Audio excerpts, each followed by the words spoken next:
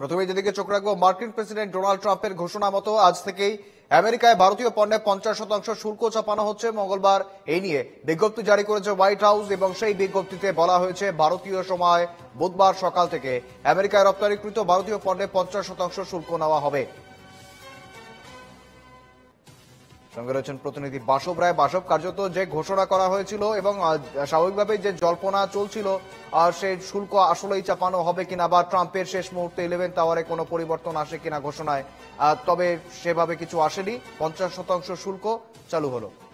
বাসব, হ্যাঁ, সেটা হচ্ছে আজকে এই এখন 9টা বাজে, 9টা 31 যখন হবে, একটু পরে, ধরুন 8 ঘন্টা পরে, সঙ্গে সঙ্গে আমেরিকায় 27 তারিখ অর্থাৎ 27 অগাস্ট হয়ে যাবে। আমরা একটু ওদের থেকে পূর্ব দিকে থাকি বলে আমরা একটু এগিয়ে রয়েছি। তাহলে আর কিছুক্ষণ পরেই লাগু হয়ে যাচ্ছে 50% শুল্ক ভারতীয় পণ্যের ওপর।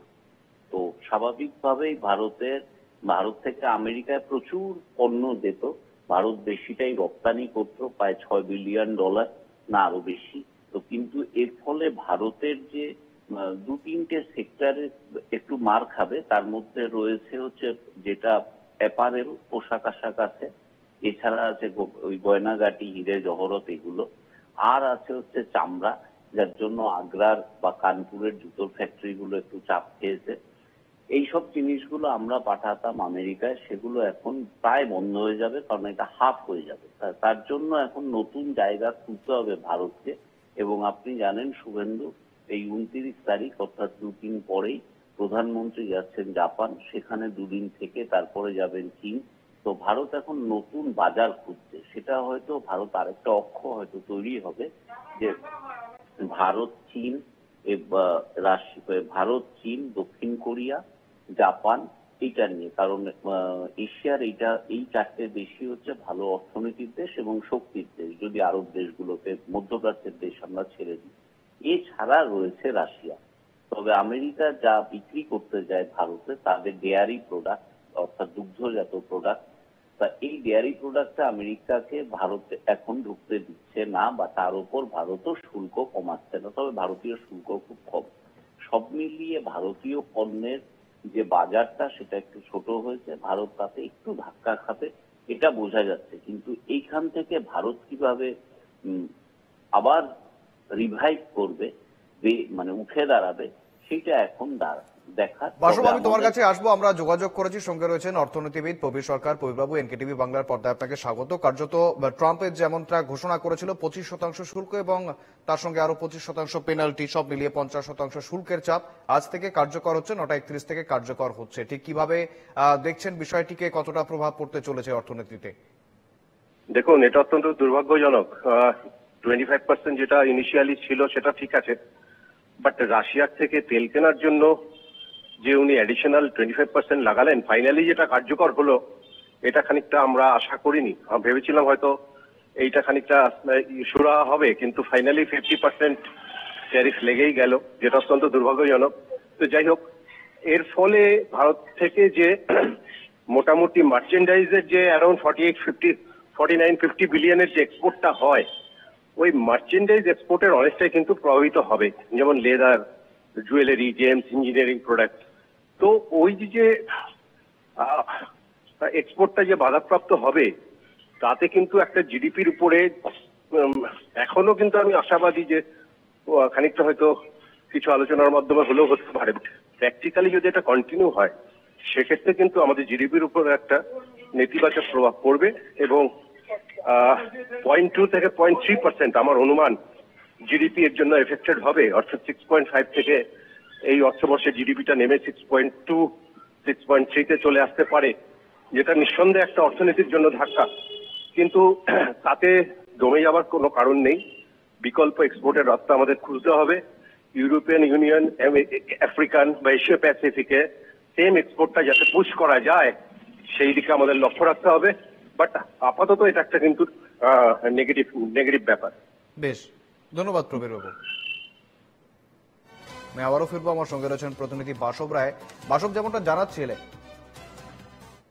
ব্যাপারটা হচ্ছে যে আমাদের প্রধানমন্ত্রী নতুন একটা বাজার তৈরি, মানে বাজার খোঁজার চেষ্টা করছেন। তো যেটা বললাম, চীন, ভারত, দক্ষিণ কোরিয়া এবং জাপান, এই চারটে দেশ নিয়ে এশিয়ায় পক্ষ তৈরি করা, রাশিয়া ও ইউরোপীয় ইউনিয়নের সঙ্গে একটা ইয়েতে তৈরি করা, ইউরোপে একটা অক্ষ তৈরি করা আমেরিকাকে ছেড়ে, আর যেগুলো দক্ষিণ আফ্রিকা বাদ দিয়ে আফ্রিকার কোনো দেশই অর্থনৈতিকভাবে ততটা উন্নত নয়।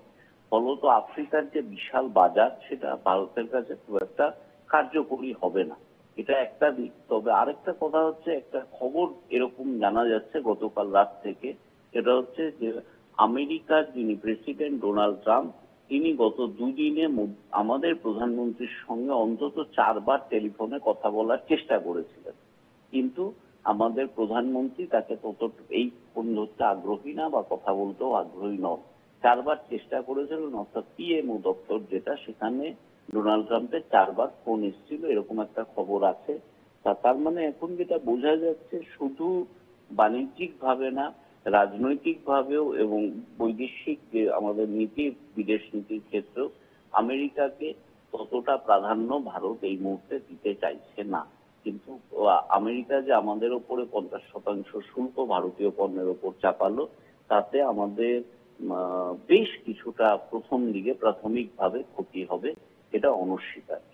শুভেন্দু, একবারে বাসব, তুমি যেমনটা জানাচ্ছিলে একটু আগেই, অর্থাৎ ভারতকে ঠিক কতটা গুরুত্ব দিচ্ছে আমেরিকা, এবং এই বিষয়ে কিন্তু ইতিমধ্যেই ডোনাল্ড ট্রাম্পের একটি বক্তব্য সামনে এসেছে। আজকেই তিনি সেই বক্তব্য রেখেছেন হোয়াইট হাউস থেকে, একেবারে কার্যত আমরা দেখেছি এর আগেও তিনি একাধিকবার যুদ্ধ থামানোর কৃতিত্বের দাবি করেছেন, এবারেও সেই কার্যত একই কথা, তিনি যুদ্ধ থামিয়েছেন। তবে এবারে আরো এক ধাপ এগিয়ে কিন্তু তিনি রীতিমতো জানাচ্ছেন তিনি প্রেসার দিয়ে যুদ্ধ থামিয়েছেন, অর্থাৎ বেশি পরিমাণে ট্যারিফ চাপানো হবে ভারতের উপর, এবং পাশাপাশি তাদের কোনো বিজনেস ডিল হবে না ইত্যাদি বিষয়ে রীতিমতো ভারতের উপর চাপ সৃষ্টি করা হয়েছে, এবং যার ফলে 5 ঘন্টার মধ্যেই সিজ ফায়ার হয়েছে, এমনটা কিন্তু আবার দাবি করছেন ডোনাল্ড ট্রাম্প। এবং স্বাভাবিকভাবেই এই যে আবহ রয়েছে বর্তমানে, অর্থাৎ আজ 9:31 থেকে 50% শুল্কের চাপ সৃষ্টি হচ্ছে ভারতের উপর, সেই মুহূর্তে এই যে মন্তব্য ট্রাম্পের, অর্থাৎ আন্তর্জাতিক স্তরে কি কোথাও গিয়ে বন্ধু ট্রাম্প একটু দূরে সরে যাচ্ছেন বন্ধু মোদির থেকে?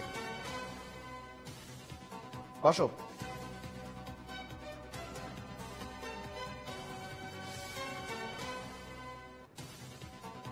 সেটা বলেছিলেন এরকম যে আমি 6টা যুদ্ধ থামিয়েছি এই কয় মাসে, এবং তার মধ্যে একটা হচ্ছে ভারত পাকিস্তান, যেটা পরমাণু যুদ্ধের দিকে চলে যাচ্ছিল।